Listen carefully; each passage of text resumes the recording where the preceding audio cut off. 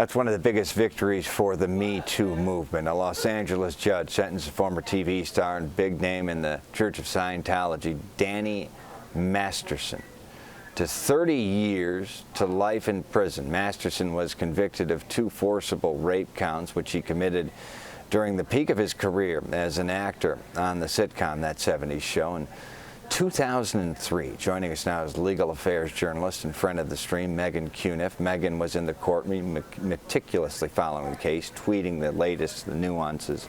Many news outlets have relied on her reporting. Thank you for your time, Ms. Cuniff. Thanks for having me. So this was a retrial. The guilty party, Masterson's defenders, said this was essentially a 20-year-old case of he said, she said. It was consensual. In the first trial, interestingly, ended in a deadlocked jury. The jury could not definitively decide on any of the 3 charges.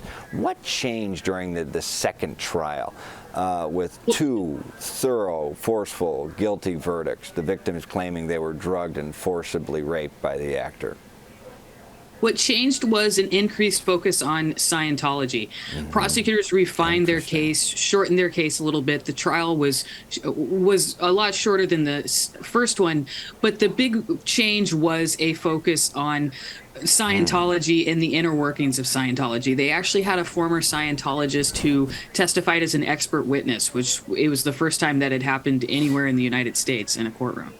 That's really interesting. We'll get more into that in a moment. In your article, you state the judge who was sentencing verbally dismantled Masterson's defense, telling him, you are not the victim, and giving him 30 years to life. I don't know what the guidelines are out there if they don't have any latitude in these things, but that is a sentence, 30 to life. Any message that sends?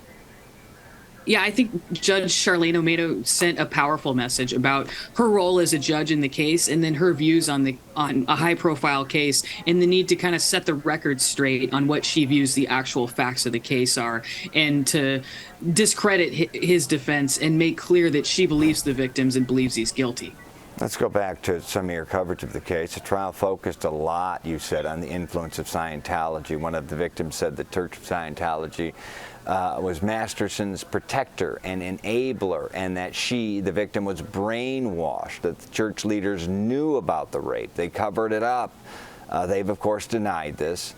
Has this done anything to harm the Church of Scientology? They seem to be fairly Teflon to fallout. Has Scientology, its leaders, taken a hit, or will it?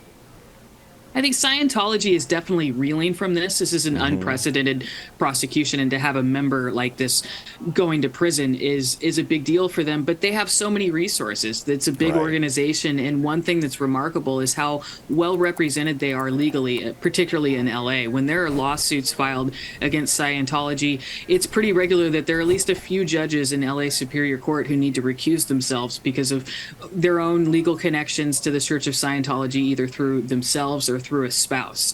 So the Church of Scientology really is stacked legally, and I think that's going to continue to help them maintain a presence in society. Right. Masterson, of course, the guilty person here, he really had an A-team, a superstar team of lawyers, likely, one would think, funded by the Church of Scientology. So let's move on now. The Me Too movement has been around since 2006, really went global, though, viral, if you will, in 2017.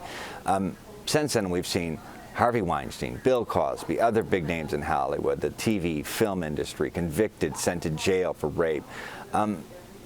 There's nothing, though, now on the horizon. Some almost see this like an end in a form to the Me Too movement, the most egregious examples of men using power to do bad. Is there a sense of that? I think there's definitely a sense of closure in the finality of the criminal justice system to see this sentence handed down. And like you said, the other cases that have happened, there's definitely a feeling that this is a moment that we're experiencing.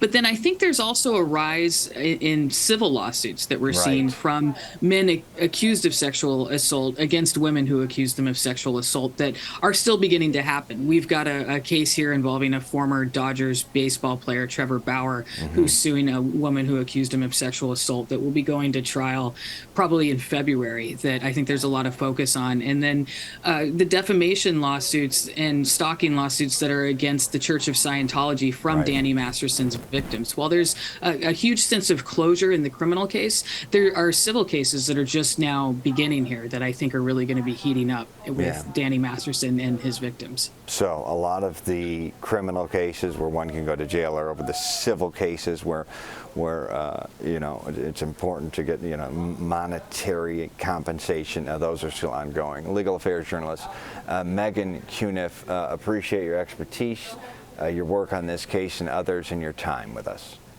Thanks so much.